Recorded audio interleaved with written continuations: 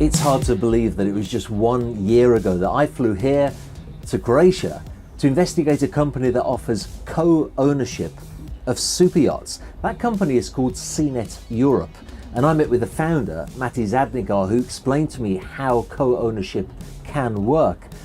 In the last year, the progress they've made has been absolutely sensational. So now I've flown back to meet with Mati again, who will tell me just what's been going on.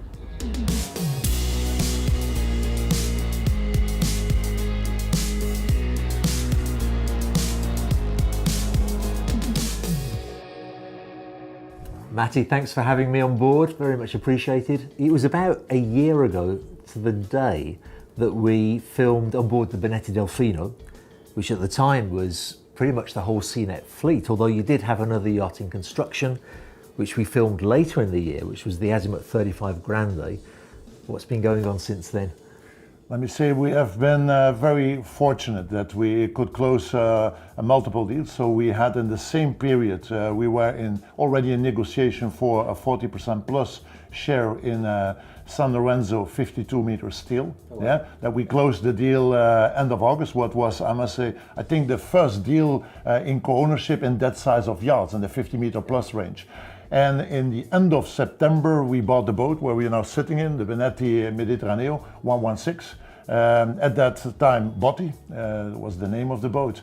And in the meantime, we have already closed, let me say, for almost 72% shares in this boat. And we are in the final stage of closing the boat completely. Wow, so there's still shares available? There are still shares available in this boat, but it goes very fast. We had the last 3 days, we had potential buyers on board, and we are with them, with multiple of them, we are on the closing stage. So it's a matter of 1-2 weeks, and hopefully we can also close this boat. And we can head forward to our 5th and 6th boat that we already have some ideas about what the boats could be. So the fleet is growing? The fleet is growing very strongly. And the team? And the team at the moment, so we increased from Matti, who was the owner and had a dream and a vision, to a more professional organization of a team of 6 professionals that now make sure that we run the company not only as a hobby but as a professional company. In the meantime, we have more than 30 crew that are working on our payroll. Wow.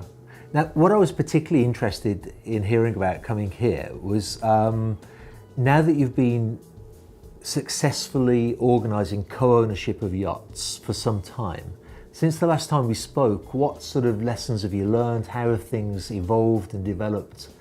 Yeah, I must say a lot changed. Everything started by me having an idea and trying to transport that idea toward other potential buyers of yachts. And I learned a lot. So first of all, our boats in the beginning were all boats linked to one season and linked to Europe. We saw during the past years, we're working together with multiple co-owners, that the periods like April and October, you can sail, but it's not the most interesting period for a lot of owners. So the majority of people used their week, but it was more because they had it than that we really envied to use it. So what we saw, we tried based on that idea. I got also requests, why can we not use the boat in 2 seasons? Why could we not go to the Caribbean or maybe to Asia? So we now changed our model that from now on, our boats like this boat, it will be already the first one, all our boats will be multiple season boats, so 2 seasonal boats a year. So that means that we will spend the summertime, or the extended summertime, so from the beginning of May until the end of September, we will be in Europe, yeah? And that can be in the Balearics, that can be in France, that can be in Turkey, or like now in Croatia. So all of the Mediterranean. And then we will prepare the boat maintenance-wise and then ship it to be ready by the middle of December to have a winter season in the Caribbean or even in Asia in one of the next years. So then between the middle of December until, let me see, the beginning of March, we will spend time over there, then ship the boat again to Europe, do the full maintenance, and the 1st of May we are already again prepared for accepting our owners on board. So double season is now becoming the standard. I think that's one thing. The second thing is I have never hidden that I'm a huge Azimuth Benetti fan. So I love the brand, I love Benetti boats, and I'm still loving them. But I noticed that I cannot force people into something that they don't want. You have Bentley drivers, you have Rolls-Royce drivers, but you also have Ferrari drivers, you have Porsche. So you have to respect the favors of your potential buyers. So we are now broadening up our range, going from a single brand approach with Benetti and Azimut, what we still do, and we know the brand very, very well. We have a lot of expertise in there, but we have also brands like San Lorenzo and other ones that we want, like Cantiere della Marche. We have multiple brands that we know want to open up to, based on the fact that we listen to what our clients want, and in function, therefore, we will define the best yacht and type for their purpose, not for my purpose. And I think that's what we changed also our tagline from, let me say, simple shared ownership to custom yacht ownership. We customize the ownership around a potential buyer. I think that, but this is my personal opinion, that it makes a big difference when you have experienced the aspect of ownership of a yacht. What I try always to do when I have potential customers in front of me, I try to explain to them not only the positive things of yachting, but also the reality of yachting. Yes. And yachting has a balance between a lot of joy, but there are also a little bit less joyful things, and that comes up to budget and to crewing and to staffing. And I think when you step into an adventure of yachting, people should be maximally informed, but as transparent and open as possible. And I think you cannot have a better position than hearing it from an owner who is used to pay the bills, who is used to have the yacht, the enjoyment of a yacht, but also the disenjoyment. And there are also some points of that. And I know in the sales process, and we have it inside in the company, when I speak with our sales director, sometimes we have discussions about that. But I think our company should stand for transparency. I want to guide them in the process as honest and open and transparent as possible, so that they are informed upfront. Because the big difference in our way of doing business with the common way of simply selling a boat, and I have to be respectful, it's not simple, it's a complex process, is that our journey starts when they sign, it's not ending. Yes. So normally you guide a client through a sales process, and then he has the yacht, and then normally he takes over with his captain or with a management company, they take over the journey, and normally you keep a contact, yeah, but normally there it ends. For us, it starts at that point. And I don't want to be confronted with a situation that after 1 month, 6 months, a year, says, Maddie, you have not told me this, you have not told me that. I don't want to be in that situation. So I try to be as open as possible. And I think it creates a lot of credibility when you're yourself a yacht owner. You can invite them on one of your yachts, and you can become, even in some of the yachts, I'm the partner also in the yacht. And I think it's a big advantage.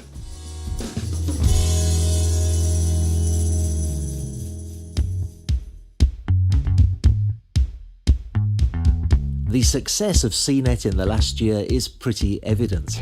Today, in Croatia, 3 of the 4 yachts in their fleet are all together, and it is a wonderful opportunity for the company to all meet. It also gave me the chance to dig a little deeper into the workings of this company and to get together with 3 of the other key members of the team: Business Development Director Raf Bruls, Company COO Leon Klapwijk, and Operations Manager Jani Zaninovic. So Raf, this whole story started with you and me meeting in a conference in London, talking about video marketing, and you told me about SeaNet. And that was just over a year ago, probably a year and a half ago. And now we find ourselves with an organisation so big, we have to worry about social distancing around the table. I'll come back to you in a moment, Raf. I want to talk first about the people I haven't met before. First of all, your good self, Jani. What role do you have in the company? Good day, and I am in the role of operations manager. Started to work in this nautical business over 20 years ago, and step by step, from a keel, from a bilge up to the yacht's captain, and then after, what was it, 13, 14 years, I met Matti one day over there in a cafe bar. We had a coffee, and it was a very nice, I must say, meeting, or should I call it even like a friend's coffee. And we clicked, and then I stepped in, and we built Delfino, Mr. Z, hull number 08 in Viareggio together. It was a hell of a process. It was really a joy, a lot of hours in design, in details. And then we sailed together for a while, and then he came with an idea about this thing with the co-ownership and all all the new things even for me, and then we came to a certain point when he offered me, you know what, Johnny, you want to grow up, you want to go into the role of operations management. So I said yes, and here I am today. Now we're still sailing together. And the operations management, you must be very involved with the crew on board and those sort of logistical issues with crew, is that correct? Yeah, well, we don't have issues. no issues at all. Yeah, sometimes, of course, there's a lot of, I must say, when we are dealing with the crew, there's a lot of human resources and performance behind that. So you have to be a kind of, even a bit of psychologist, just like every captain would tell you. We have a very good crew and very good relationship with them. They're all happy to work for us. And it is a big challenge to find good captains and a good crew as well. And I must say, so far, so good. So over 95% people stay with us, they work with us, they love to work. And Leon, what's your role in the company? Well, I've started recently as the COO, responsible for all the operational part of the business. And as you've learned, the business is growing and it's growing steadily. And that also requires more resources to the operational side of the business. So where Johnny is running the crews and the maintenance, we also need to be ready for future growth, bring more structure into the organization, make sure that we are ready for the future steps. So you must be working very close with Raf, well, and with Johnny as well. And with Maddie as well. Yes, it's a total team now. And Raf, you're the business development side of the business. Can you tell me in terms of numbers from the last time that I came, when actually afloat there was just the Delfino 93. Now, of course, there's a bigger fleet. In terms of numbers, transactions, how's the business going? So basically what we see is that there's an enormous interest in our offering, starting with the Delfino only, going to multiple boats in different regions. We have done over 13 sales, and a lot of them are repeating sales, meaning that we have people who entered in Delfino, they sail with us for 1 or 2 years. We came with a new boat, which is the Benedetto Mediterraneo, the 116, and they came on board, they loved it, they trust us, they like us, and they upgraded to the bigger yacht, which means there's a share came available in Delfino that we offer to a new family, and that's how it grows for us in the business. So we're quite happy with that. And in terms of sort of a practical aspect, are there different structures, or do you have one rigid co-ownership structure? Walk me through a little bit the various structures that you can offer to clients. I think we want to share that definitely, is that we saw at the beginning, we offered one product, one region, one percentage, and we were convinced that was a good idea. And definitely the market learned us, coming back to us and say, different families have different needs, different requirements. So basically what we do now with custom yacht ownership is that we listen to the families and we try to explore their needs, and then we try to match that with the yachts that we have available. And that works pretty well. So basically you could have a yacht that has 2 owners, we have a yacht that has 4 owners, a yacht that sails Mediterranean only, or a yacht that does the Caribbean, where we can even have 6 owners. But the most important thing is that we have to guarantee them the weeks that they have access to the boat and usage. So if we can combine that, then we are good to go.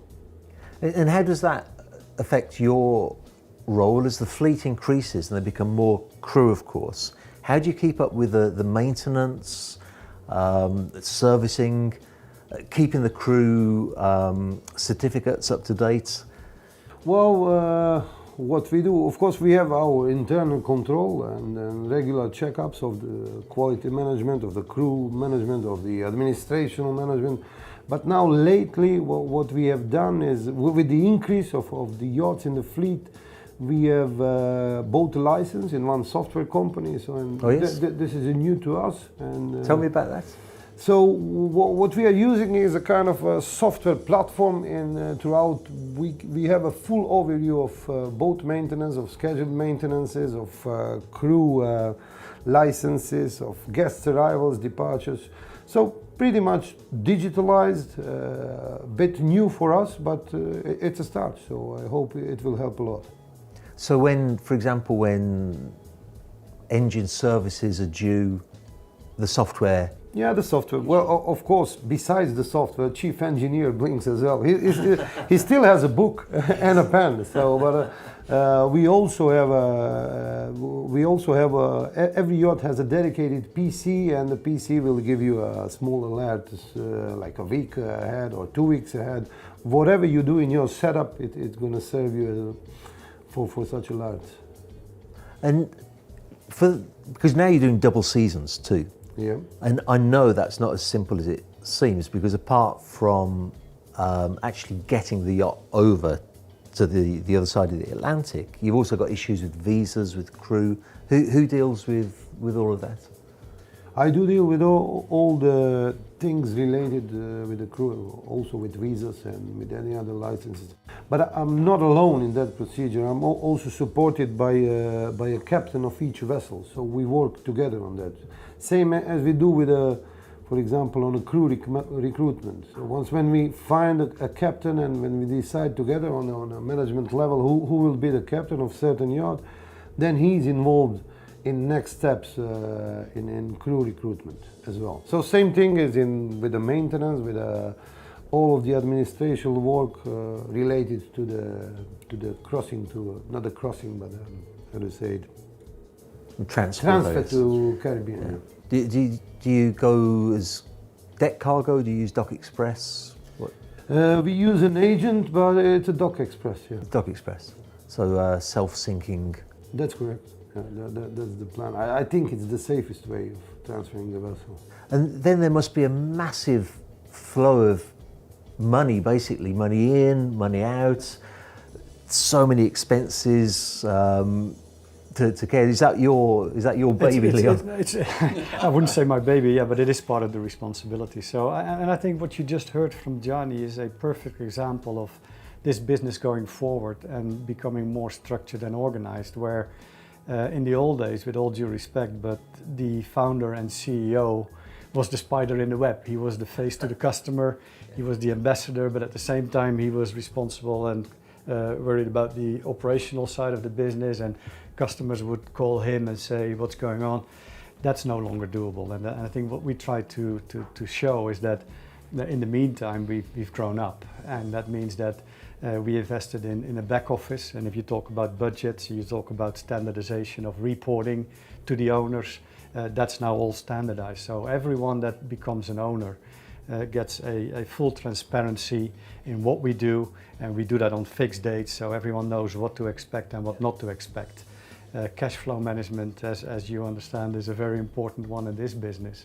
A lot of money going on, that's part of the back office. So it's not just the 3 people that you see here, it's now also people supporting us at the office and making sure that when you join SeaNet, you will get the same service regardless of your share, regardless of where you are, what you want. We make sure that all you need to do and worry about is enjoy your time on board. I'm curious of your perspective, because if I'm not wrong, you came from outside of the yachting industry. Yeah. Where do you see, how big do you see this becoming? Where do you see the future for SeaNet? Well, as I said, it's always difficult to launch a new concept, and I think the first couple of years, and you've heard the story from Rav and the story from Matti, is you need to find a way to differentiate yourselves from what's out there.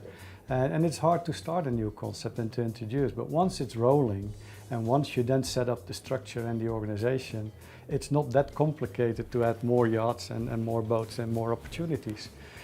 So I honestly think this is only the beginning of something that can become really, really big. And that's also why we're now investing in the structure and the organization, because you need to be able to keep up with that growth and that new demand. And Raf, you are really the first face of the company, I think. You're the person that people will first be in contact with when they inquire and they want more details.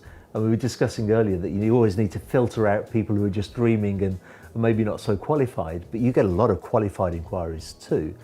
What points do you bring Matti into the process? I think that's a very good question. So basically what we see is that there is an interest, and the interest is growing.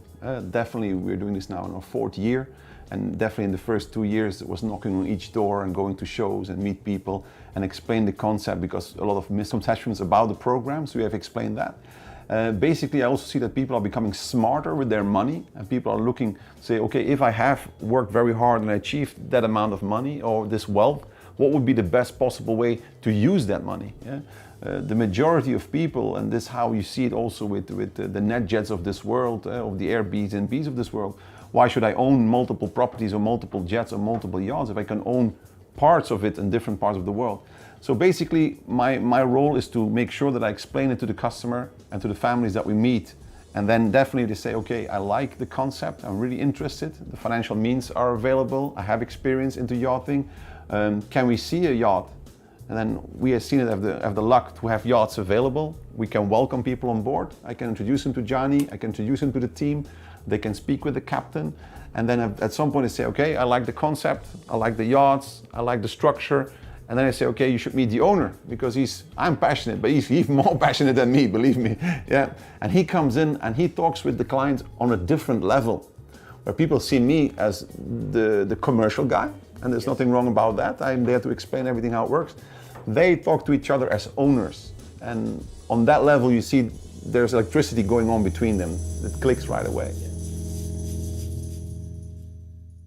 I remember from previous videos that I've filmed with SeaNet Europe how absolutely outstanding the crew are on all of their yachts.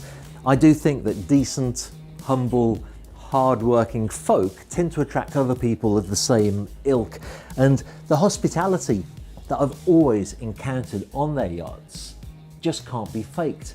It comes from a very sincere place.